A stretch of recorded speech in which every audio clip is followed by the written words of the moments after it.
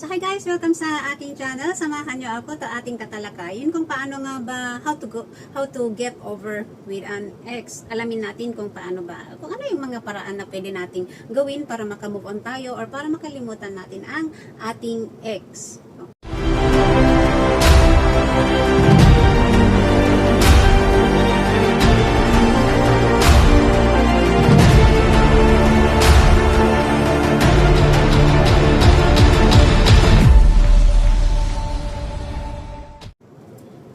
So yun nga guys, ano-ano nga ba yung mga ways na pwede natin gawin para makalimutan natin ang ating ex. So samahan nyo ako guys, alamin natin or i-comment nyo din ano yung mga best way o paraan para madali tayong makamove on. Para sa akin, number one na gawin natin is accept it's over. Siyempre normal, denial is normal. Diba? Pero wag patuloy na magiging bulag at saka inaano mo pa na andyan pa rin yung relationship niyo. Kung halimbawa naman hindi ka na pinapansin talaga ng yung ex, or if your ex is mayroon na siyang bago, then talagang it's a sign na talagang wala na siya sa yung buhay. Wag don't try to win him back sa iyong buhay. Kailangan na i-accept mo sa iyong sarili na tapos na ang iyong relationship sa kanya. Kasi when you accept the relationship is over, you create space growth. Having a clean breakup will make the recovery process easier. Kung hindi man hindi maganda yung iyong relationship is nag-break kayo na kung may chance na mag-usap kayo, then patawarin ninyo ang isa't isa, then magkaroon kayo ng clean breakup kasi mas madali yan na maka-move on kayong parehas. Pero don't try to win him back. Okay? Okay, girls. And then, number two tips ko sa inyo is cut all kinds of ties with your ex. Putulin mo lahat-lahat kung ano man yung connection mo sa kanya. Cutting off contact with your ex is the most important next step to get over. Hindi ba? No.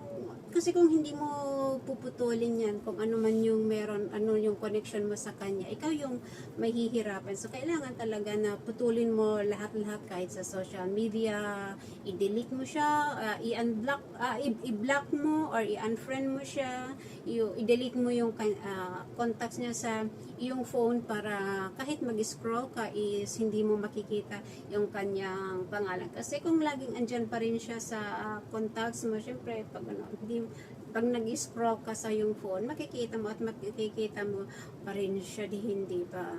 Things will change for the good when you follow the no contact rule. Okay. So number 3 is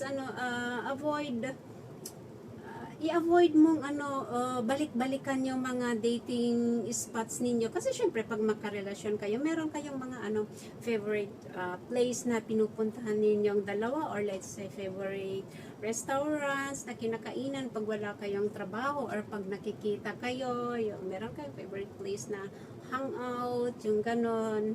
So, i-avoid mo na yun, balik-balikan, avoid mo.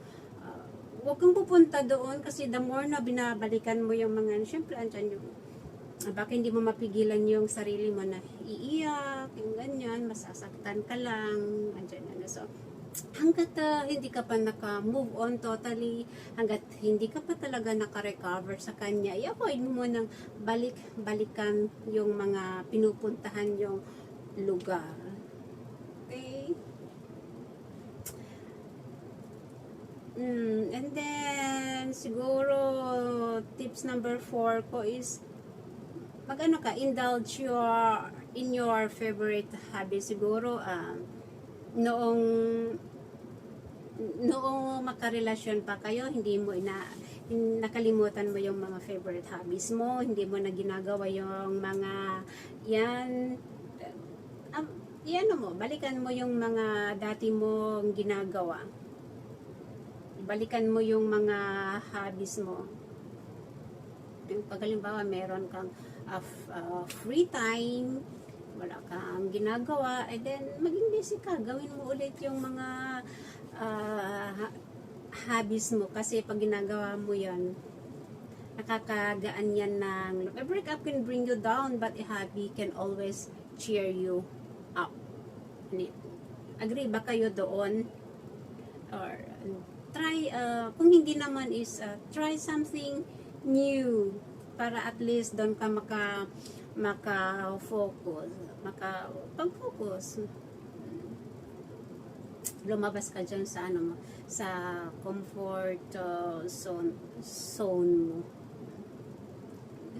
And then number 5 is maging easy tayo sa ating sarili. And then forgive natin yung ating sarili. Be easy on yourself, and then forgive yourself. You may sometimes feel guilty. Halimbawa, kung halimbawa, let's say, ikaw yung nakipag-break sa kanya, parang hindi naman talaga maiwasan, may puso naman tayo, di ba? Kung minsan talaga nagigilty tayo, bakit tayo nakipaghiwalay, na ano, ganyan. Pero hindi rin naman healthy na manatili ka sa isang relasyon kung wala na talaga yung love mo sa kanya, kasi ikaw din yung kawawa, hindi ba? So, kung halimbawa ikaw yung nakipag-break, kailangan na maging easy ka lang sa iyong sarili, and then forgive mo yung sarili mo. But when you give importance to that feeling, then yung sa lagi kang nagigilty din mo, parang naano ka din, hindi mo rin parang nababaliwala din yung happiness mo, hindi ba? So practice releasing regrets and forgive. Okay, when you continue to be angry or upset, you cannot be healed. So kailangan na i-release natin yung mga regrets natin, or yung sa ating sarili. So yun, magiging be easy on yourself, and then forgive yourself. And tips number 6, para makalimutan natin ang ating ex, is syempre mag-reach out ka sa iyong mga friends or loved ones, diba? Kasi kahit naman andyan nag-end yung romantic relationship ninyo, andun pa rin yung mga friends mo na nagmamahal sa'yo, lalong-lalo na yung pamilya. I'm sure naman na they are ready to comfort you and then give you a hug, diba? So mag-reach out ka sa kanya, huwag kang magmukmok. Siyempre sa first day siguro is ganyan yung gusto mong mapag-isa muna, yung ganyan. Pero huwag naman yung araw-araw ganyan. Kailangan din na lumabas ka, and then mag-reach out ka sa mga friends mo and loved ones. Okay? Nourish all the relationships, be around with other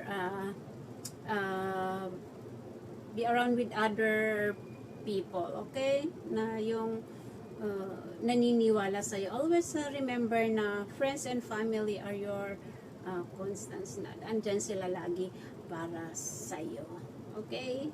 So wag lagi nagmumukmuk, wag lagi nag-iisa. Kailangan mag-reach out to your loved ones and friends, okay? And then of course dito sa number 7 is don't make drastic changes sa yung personality. Tulad yung sabi ko kanina, baka sinisisi mo yung sarili na, siguro ang sama-sama ko, ano bang mali sa akin, yung gano'n. Kasi meron naman talaga yung mga ibang, siguro ang sama-sama ko, or ano bang mali sa akin, bakit siya nakipaghiwalay. Yung iniisip mo na ikaw yung mali, wag na lang isipin mo baka siya din ang may mali, hindi yung ikaw ang may mali. So permit you, iano mo lang sa iyong sarili na wag ganun, don't make drastic change to your personality, okay?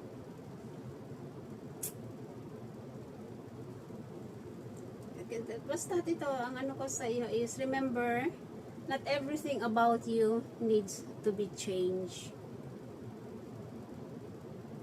Kasi baka your ex could have been wrong too. Hindi lang ikaw yung may mali, or hindi lang ikaw yung nagkamali. Okay, and then dito, tips number 8 para makalimutan natin ang ating ex is challenge yourself to digital media detox. What I mean here is, yan nga tulad ng sinabi ko kanina, yan follow mo siya sa lahat-lahat ng sa mga social media accounts. Wag mo siyang i-stalk, wag mo na siyang kung halimbawa in-unfriend mo siya tapos isa-search mo ulit tapos titignan mo kung ano yung mga pinopost niya sa Facebook or sa kanyang Instagram or sa TikTok or whatever, masasaktan ka lang kung halimbawa makita mo na may post siya na meron na siyang bago. Syempre masasakit yan, lalo kang madedepress, lalo kang masasaktan. So don't allow yourself na ganyan yung mararamdaman mo, hindi ba? Because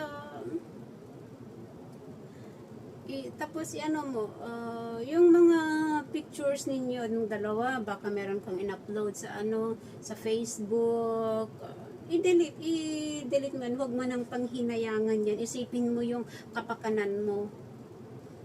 Okay? So, huwag mong panghinayangan, i-delete kung ano man yung mga pictures ninyong dalawa. At saka yung sa phone mo, baka hindi mo dinelete yung mga old messages niya, yung mga convo ninyo, conversations ninyo. I-delete mo din yung mga yan. Kasi sigurado ako na makakatulong yan sa